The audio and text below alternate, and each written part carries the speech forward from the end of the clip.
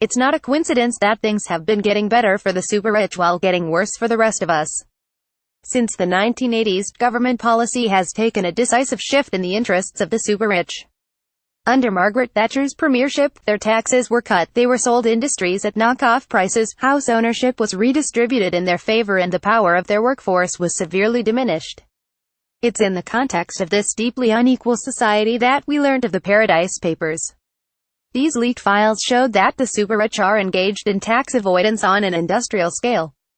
They showed that the super-rich employ lawyers and accountants, that only the rich can afford to find and exploit tax loopholes. They register their businesses, shares and savings beyond the reach of Britain's tax authorities.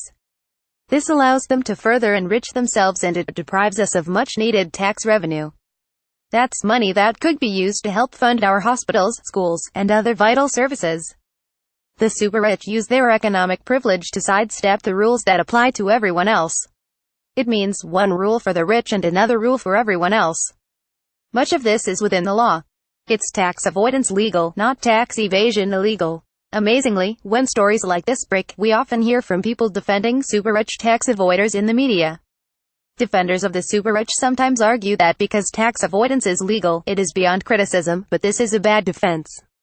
We know tax avoidance is legal. The criticism is that it's wrong and people shouldn't be allowed to do it.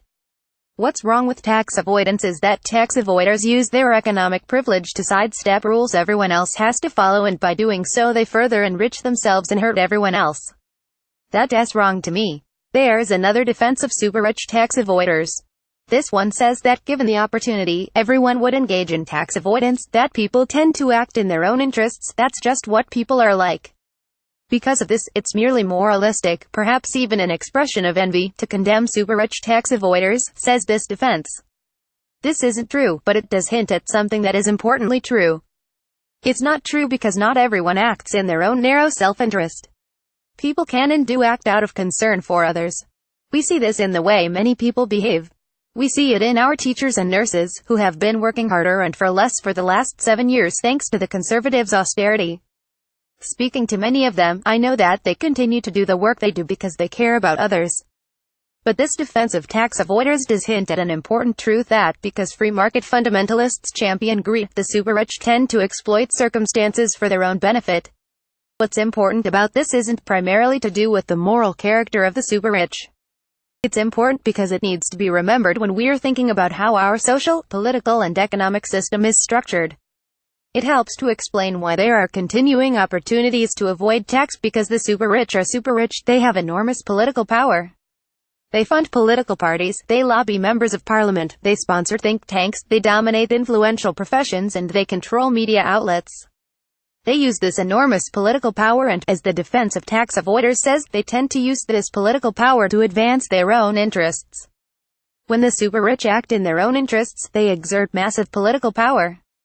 This explains why offshore tax havens continue to be protected by the government, why non-domicile tax status has been maintained, and why the government employs more inspectors to look into benefit fraud than tax evaders, even though significantly more money is estimated to be lost through tax evasion.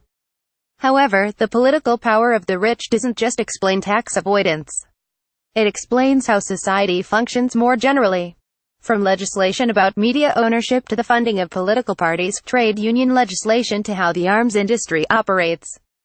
None of this is left untouched by the political power of the super-rich. In all these instances, the super-rich tend to use their power to advance their own interests. It's because of this that the revelations exposed by the Paradise Papers are symptoms of extreme inequality. If we are serious about ending tax avoidance, we need to do more than tinker with tax regulations. We need to address the problem at its root. We need to deprive the super-rich of the wealth that they use to corrupt our democracy. To end tax avoidance, the wealth and power that is concentrated in the hands of the few needs to be redistributed to the hands of the many.